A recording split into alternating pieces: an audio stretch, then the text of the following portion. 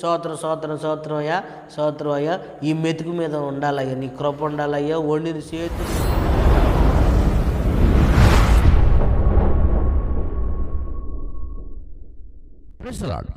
Pastor గారు కలిసి ఒక మీటింగ్కి బ్రదర్ కిషోర్ వెస్లీ అనే ఒక దైవ సేవకుడిని ఇన్వైట్ చేశారు. మీటింగ్స్కి వెళ్ళాడు, బాగుంది. వాక్య పరిచయం చేశారు, బాగుంది. పరిచయం చేసిన అనంతరం భోజనం చేస్తూ ఉన్నప్పుడు వారు భోజనం పెడితే ఆ భోజనాన్ని చూసి పాస్టర్ గారిని ప్రార్థన చేయమన్నాడట ఈ కిషోర్ వెస్లీ. ప్రార్థన చేయమంటే ఆమె చేసే ప్రార్థనని ఎగతాళి చేస్తూ, ఆమె చేసిన ప్రార్థన సమయం ఎక్కువైందంటూ, పెట్టినటువంటి భోజనం కూడా ఎండిపోయిందంటూ తను ఒక వీడియో చేశాడు. సో నేను ఆ వీడియోని చూసినప్పుడు కొంచెం నాకు ఇబ్బంది అనిపించింది. కారణం ఏంటంటే దేవుని యొక్క సేవకురాండ్రు కొంత అనుభవం కలిగి అనుభవం లేకుండా సేవలో ఉన్నటువంటి వారు చాలామంది ఉంటారు. ఒకవేళ ప్రార్థన చేయటం వారికి రాకపోయి ఉంటే నేర్పించడంలో తప్పులేదు, కానీ చేసినటువంటి ప్రార్థనను ఎగతాళి చేస్తూ వారు పెట్టినటువంటి భోజనాన్ని కొంచెం తక్కువ చేసి మాట్లాడుతూ ఉంటే నాకు చూడలేక ఈ వీడియో చేస్తున్నాను. కాబట్టి ముందుగా కిషోర్ వెస్లీ అసలు ఏం మాట్లాడారో విందాం. సంఘంలో వాక్యం చెప్పడానికి పోయా నేను. భోజనం చేసేటప్పుడు భోజనం పెట్టే అమ్మగారు అయ్యగారు ఉంటారు కదా, ఆడ మామూలుగా భోజనం పెట్టేప్పుడు ఏమంటాం, మామూలు మా పక్కన ఉన్న అర్థమవుతుందా, మా పాస్టర్ గారినో లేకపోతే ఎవరినో వాళ్ళని అంటాం, సరదాగా ప్రార్థన చేయమంటాం. భోజనం చేసేటప్పుడు ఏమంటే అమ్మ ప్రార్థన చేయండి అమ్మ అన్న. ఎవరిని? మమ్మల్ని పిలిచిన అయ్యగారు వాళ్ళ భార్య అమ్మగారిని. ఆమె అమ్మనే భోజనం మీద చేయబెట్టి సోత్ర సోత్ర సోత్ర సోత్ర సోత్ర సోత్ర సోత్ర సోత్ర సోత్రం అయ్యాలి. మీరు జాగ్రత్తగా వినండి. ఒక అమ్మగారు చేసే ప్రార్థన. ఆ సంఘంలో దరిదాపు 200 మంది విశ్వాసులు పైగా ఉన్నారు. వారు భార్యాభర్తలుగా ఇద్దరుగా కలిసి సేవలోకి వచ్చి దరిదాపు 20 ఏండ్లు పైన ఉండిద్ది. ఏమా భోజనం దగ్గర చేసే ప్రార్థన చూడండి. భూమి సోత్రం సోత్రం సోత్రం అయ్యా, సోత్రం అయ్యా, ఈ మెతుకు మీద ఉండాలయ్యా, నీ కృప ఉండాలయ్యా, వండిన చేతుల్ని సోత్రం సోత్రం సోత్రం సోత్రం సోత్రం సోత్రం అని సోత్రం సోత్రం సోత్రం సోత్రం అని దరిదాపు ఒక 6-7 నిమిషాల వరకు ప్రార్థన చేసింది.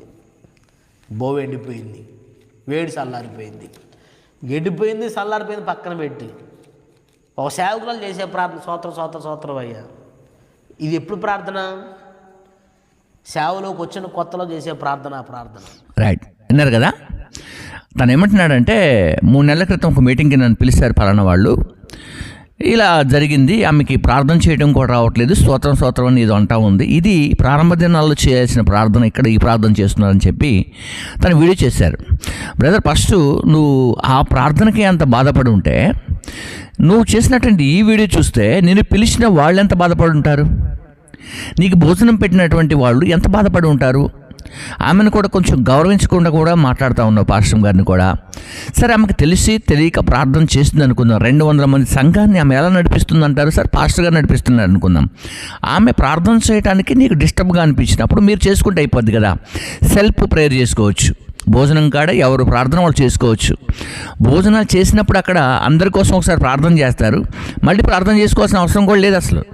కానీ ఒకవేళ మీకు అనిపిస్తే సెల్ఫ్ ప్రేయర్ చేసుకోండి. మీకు మీరు ప్రార్థన చేసుకొని తింటే భోజనం వేడిగా ఉంటుంది, మిమ్మల్ని గౌరవించినట్టుగా ఉంటుంది. కానీ ఈ ప్రార్థన ద్వారా ఆమె మీద పెద్ద నేరం చేసినట్లు, ఆమె చేసిన ప్రార్థనలో ఏదో నేరం ఉన్నట్లు మీరు ఈ వీడియో చేసి అలా పెట్టడం ద్వారా మీటింగ్స్లో ఉన్నటువంటి వాళ్ళ విశ్వాసులు, మీటింగ్కి వచ్చినటువంటి ఆ విశ్వాసులు, ఒకవేళ మీరు వెళ్తున్నటువంటి ప్రాంతాల్లో మిమ్మల్ని ఇన్వైట్ చేయాలనుకుంటున్నటువంటి దైవ సేవకులు రండ్రు ఈ వీడియో చూస్తే ఒకసారి మిమ్మల్ని పిలుస్తారా? మిమ్మల్ని గౌరవిస్తారా అసలు? సరే, గౌరవించకపోగా వారు చేసినటువంటి ప్రేమ కలిగినటువంటి ఏదో కొన్ని విషయాలు ఉంటాయి, ఆ విషయం అక్కడ చెప్పకపోయావా? పాస్టర్ గారు, చాలాసేపు ప్రార్థన అవసరం లేదండి, 1 నిమిషం ప్రార్థన చేయండి, లేకుండా 2 మాటలు చెప్పండి అని చెప్పి ప్రార్థన చేయించవచ్చు కదా. అది కూడా అవసరం లేదనుకోండి, మీరే ప్రార్థన చేసి భోజనాలు తినమంటే అయిపోద్ది కదా. కానీ చేసిన తర్వాత ఒకవేళ ఆమె అలా డిస్టర్బ్గా ప్రేయర్ చేసినట్టు మీకు అనిపిస్తే అక్కడే వాళ్ళతో మాట్లాడి భోజనం అయిన తర్వాత దాన్ని అక్కడే క్లియర్ చేస్తే అయిపోద్ది. మీరేదో వీడియో చేసి 2 నెలల కింద 3 నెలల కింద వెళ్ళాలని చెప్పేసి మీరు గొప్పలు చెప్పుకోవటానికి ఎవరిని కించపరిస్తే ఇది సరి అయినటువంటి పద్ధతి కాదు. కాబట్టి కిషోర్ వెస్లీ గారు మీరు గమనించాలి. అంతేకాకుండా మనకు బైబిల్లో యేసుక్రీస్తు వారే తన శిష్యులకు ప్రార్థన నేర్పించాడండి. వాళ్ళు ప్రార్థన ఇంకా నేర్చుకునే స్థితి కొంతమంది పాస్టర్లు ఏంటంటే పాస్టర్ గారులు చాలా యాక్టివ్గా పర్సన్గా ఉంటారు, సేవలో ముందుకు దూసుకు వెళ్తూ ఉంటారు. కొంతమంది పాస్టర్ గారులు ఏంటంటే చేసుకున్నటువంటి అంటే వాళ్ళకి సేవకు సమర్పణ క్రమంగా లేనటువంటి కొంతమంది వివాహాలు చేసుకుంటారు. అంటే కొంతమంది పాస్టర్గా పరిచయం చేస్తూ ఉన్నప్పుడే కొంతమందిని చూసినప్పుడు బిలీవర్ కావచ్చు, విశ్వాసురాలు, ఆమెలో కొంత విశ్వాసంలో కూడా బలహీనంగా ఉన్నటువంటి వాళ్ళని కూడా ఈ పాస్టర్ సేవ చేస్తున్నటువంటి వ్యక్తులు కూడా వివాహం చేసుకుంటారు. అటువంటి వాళ్ళు ఏంటంటే అన్ఎక్స్పెక్టెడ్గా అంటే 20 సంవత్సరాలు 10 సంవత్సరాలు 5 సంవత్సరాలు అయినప్పటికీ కూడా వాళ్ళు కొంత బలహీనంగా ఉంటారు. ఎందుకంటే వాళ్ళ స్థితి అలాంటిది కాబట్టి. కొంతమంది షార్ప్నెస్గా ఉంటారు, పాస్టర్ గారికి మించి పరిచయం చేసే వాళ్ళు చాలామంది, అసలు పాస్టర్ని కూడా డామినేట్ చేసి ముందుకు దూసుకు వెళ్ళే పాస్టర్లు కూడా ఉన్నారు. అర్థమవుతుంది. అలా వాక్యం చెప్పేవాళ్ళు ఉన్నారు, అలా సాక్ష్యం చెప్పేవాళ్ళు ఉన్నారు, అలా పనిచేసే వాళ్ళు కూడా ఉన్నారు.